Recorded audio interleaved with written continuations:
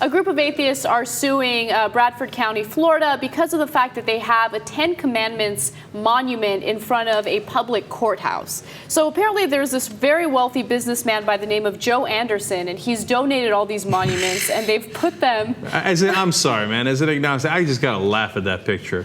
I know. People care, and God bless their hearts. You don't even know what's in the 10 Commandments. You violate the 10 Commandments all the time. If you take God's name in vain, you should be struck down or something along those lines. You can do it. Who's going to do that? Nobody does it. They seek the Lord. Hey, pray around. What do you...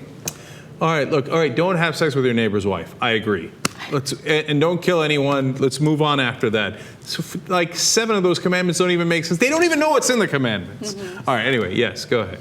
All right. Well, look, the real issue here is that the monument is on public land. It's in front of a public courthouse. So the atheists are definitely warranted in protesting this. And apparently this is an issue in Florida because they have 4 other monuments that are displayed in public areas.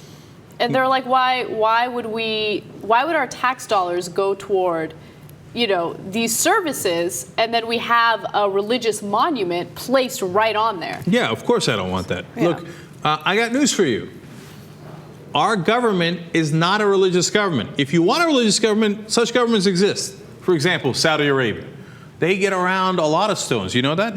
There's a whole stone that millions of people come around. Right? You can do that. It's a great country for you. But that's not our country. We don't do it for Islam. We don't do it for Christianity. We don't do it for Judaism.